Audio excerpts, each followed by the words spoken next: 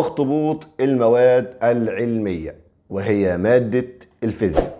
فإن شاء الله في الفيديو ده هنجاوب على الأسئلة اللي بتدور في ذهنكم بالنسبة لمادة الفيزياء، زي مثلا كيف أذاكر مادة الفيزياء، إزاي أحل امتحانات فيزياء كاملة من غير ما أغلط كتير، كيف أقفل امتحان الفيزياء والسؤال الأهم، المصادر اللي أنا أحل منها في مادة الفيزياء في الثانوية الأزهرية، والسؤال الأخير لو في حد بيشرح كويس على اليوتيوب أنا أتابع مين أو أراجع الفيزياء مع مين أونلاين، يعني يوتيوب. تمام؟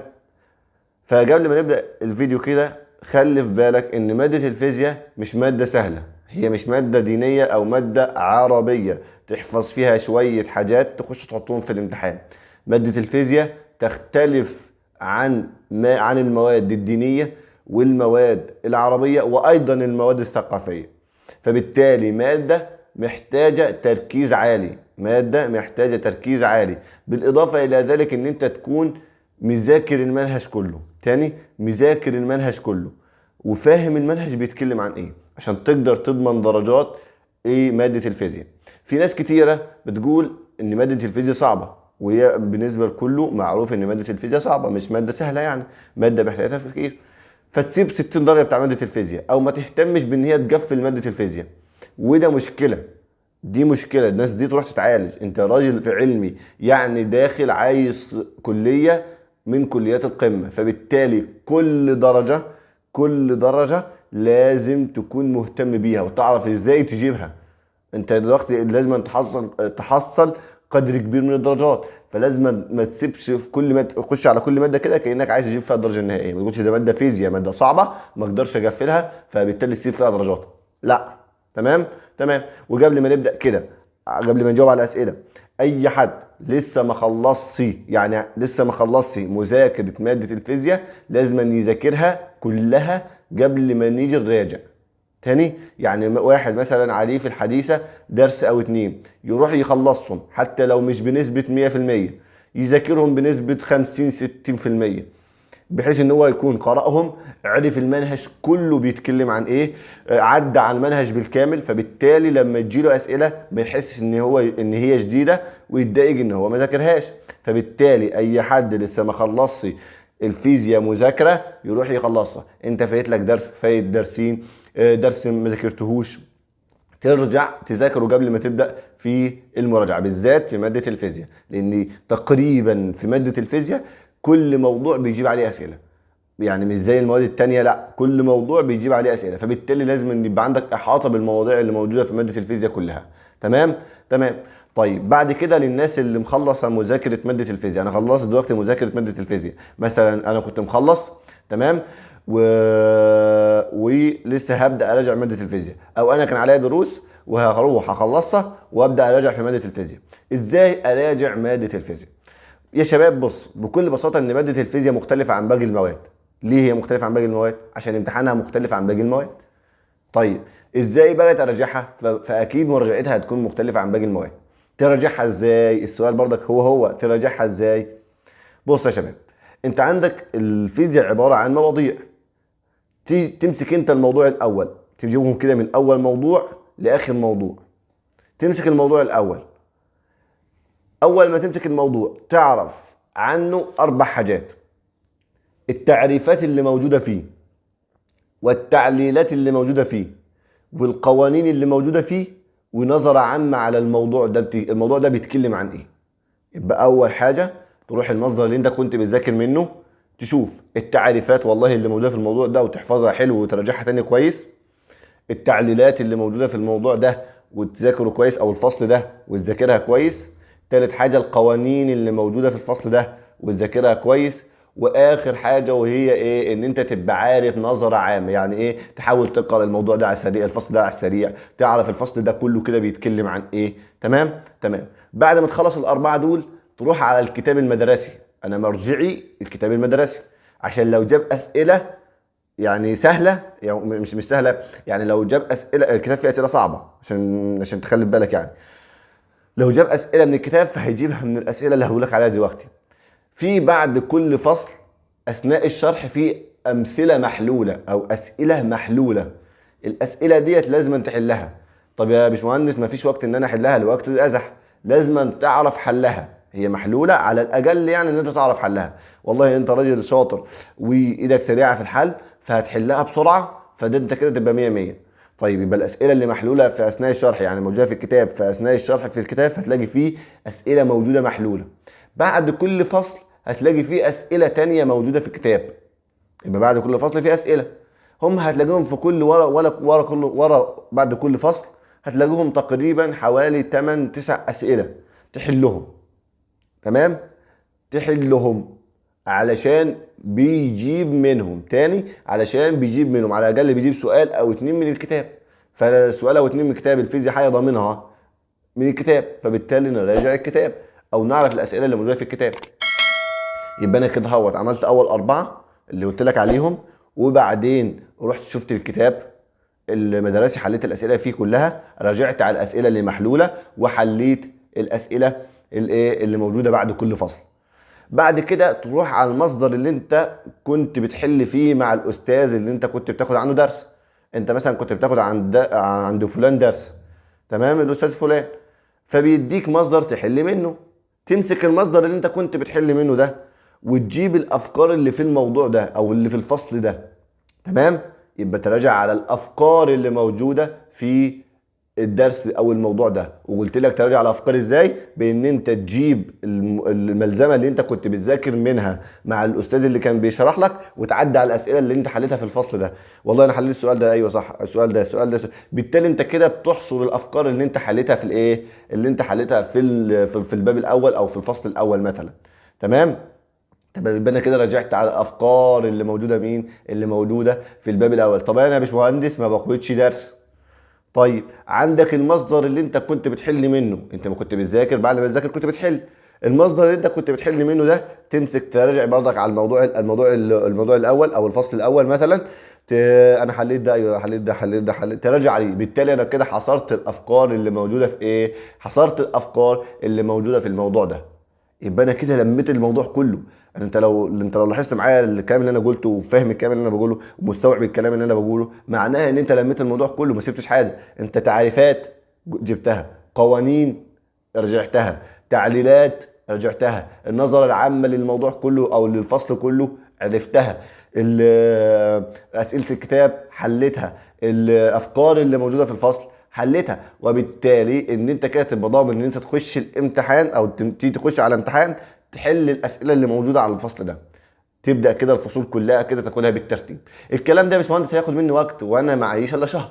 والله ما هياخد وقت لو انت مذاكر مذاكره محترمه او مذاكره فاهم اللي انت مذاكره. فبالتالي هتلاقي الموضوع ده سهل بالنسبه لك، التعريفات مع القوانين، لان التعريفات لها صله بالقوانين. فبالتالي ان من القانون تقدر تعمل التعريف. فبالتالي خلصت القوانين والتعريف. التعليلات لو انت فاهم الفيزياء كويس فالتعليلات مش هتضطر تحفظها لان انت فاهمها. تمام. النظره العامه فده اكيد اي واحد جرى المنهج فيبقى عارف النظره العامه للفصل ده بتتكلم عن ايه. واخر حاجه اسئله الكتاب، فانت لو بتاخد عند مدرس فاكيد هيكون حلل لك اسئله الكتاب، فبالتالي انت كده مخلص اسئله الكتاب وهترجع عليها بس. طيب الافكار كده كده انت حللها وبترجع عليها، فبالتالي الموضوع سهل ومش هياخد منك وقت. عشان الناس اللي بتقول ده هياخد وقت كتير وقعد شهر، الموضوع سهل ومش هياخد وقت. كده يبقى خلصنا السؤال الاول اللي هو كيف اراجع ماده الفيزياء. يبقى انا كده لميت ماده الفيزياء كلها. والله حب يجيب لي اسئله من الكتاب براجعها، حب يجيب لي افكار انا عارف الافكار اللي في الموضوع كلها، حب يجيب لي تعريفات عديت عليها، حب يجيب لي قوانين ومسائل وبتاع فانا عديت على القوانين والمسائل، فبالتالي هعرف احلها. تمام. يبقى انا كده خلصت السؤال الاول. السؤال اللي بعد كده هبدا احل امتحانات السنوات السابقه. اجيب امتحانات السنوات السابقه. السنوات السابقه اسمها سنوات مش قضيه سنوات ولا مش سنوات، المهم هبدا احل امتحانات السنوات الماضيه. تمام. طب انا ما بعرفش احل يا باشمهندس.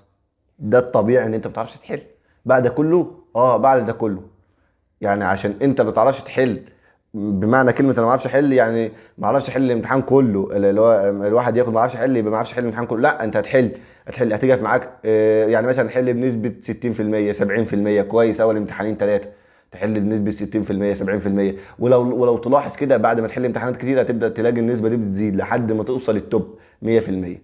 تمام. فبالنسبه للناس اللي بيقول انا ما بعرفش احل ديت، بص تحاول. انا كله ما بيعرفش يحل عشان تخلي في بالك، كله حتى لو انت عامل اللي انا قلت لك عليه، ان انت لميت المنهج كله وعملت اللي انا قلت لك عليه كله، برضك هتيجي معاك اسئله جديده، لان امتحان جديد. انت مش متعود على مخ اللي بيحط الامتحان، او مش متعود على نظام اللي بيجي عليه الامتحان. فانت لما تحل امتحان والتاني والتالت والرابع، فتبقى اتاقلمت الامتحان بيجي ازاي، او بيلعب في ايه، او ممكن يجيب فكره ايه. تمام. فانت لما تحل اول امتحان، تاني امتحان، تالت امتحان، ما تجس عليه نفسك، ما تقولش انا امتحان الفاينل اهو وانا قاعد قدامه اهو مثلا والوقت معايا اهو وتحل. لا، الامتحان الاول هياخد منك وقت كتير، وهياخد منك وتلاقي فيه اسئله كتيره جديده عليك ما تعرفهاش، مع انك انت عملت كل اللي انا قلت عليه ورجعت كويس وذاكرت كويس. هتلاقي فيه برضك اسئله جديده انت ما تعرفهاش وافكار جديده. تمام.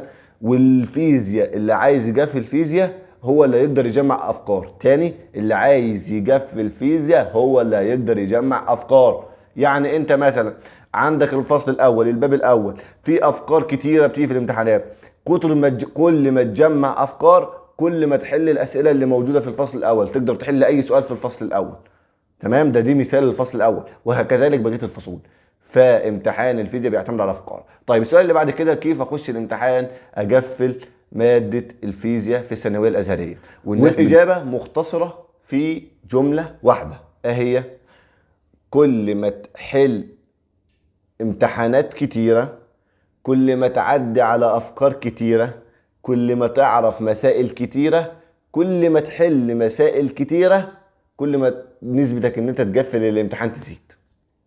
مره تاني ودي اخر مره: كل ما تحل امتحانات كتيره هتقابل افكار كتيره، فبالتالي هتعرف مسائل كتيره، فبالتالي هتعرف حل مسائل كتيره، فبالتالي هتخش الامتحان تقفل ماده الفيزياء بس.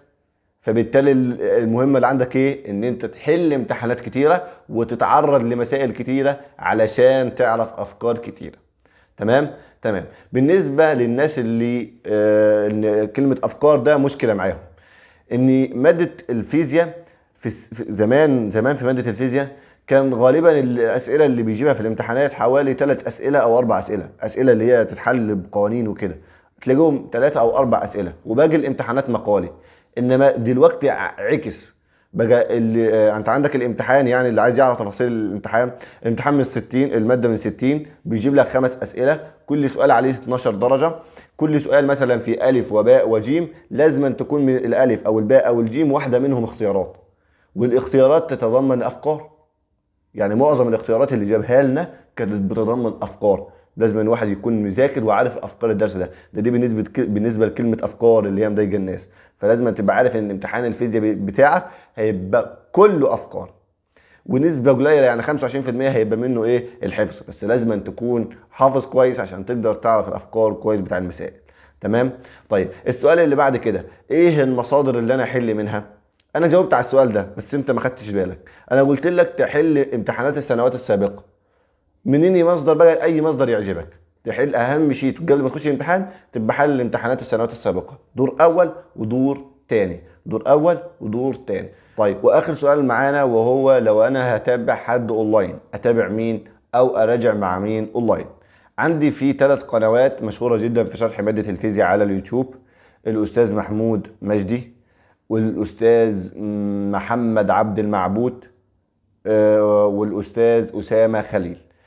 ال3 قنوات دولت قنوات محترمه بتعمل مراجعه، وكمان بتعمل مراجعات للازهر، خاصه زي قناه الاستاذ محمود مجدي بتعمل مراجعات مختصه للازهر، فحاول تسمعها. وان كنت برجح يعني ان انت تراجع من نفسك زي ما قلت في اول الفيديو، تراجع من نفسك كويس علشان ما تضيعش وقت كتير في استماع الفيديوهات.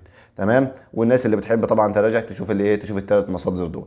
طيب ملخص الفيديو: اهم شيء، اهم حاجه تعملها في الفيزياء هما 6 حاجات. اول حاجه تراجع على التعريفات، وتراجع على القوانين كويس جدا، وبعدين تبدا تراجع على التعليلات اللي موجوده. وانت لو فاهم الفيزياء كويس دول مش هياخدوا منك وقت. بعد كده تعرف النظره العامه على كل فصل او كل درس بتتكلم عن ايه.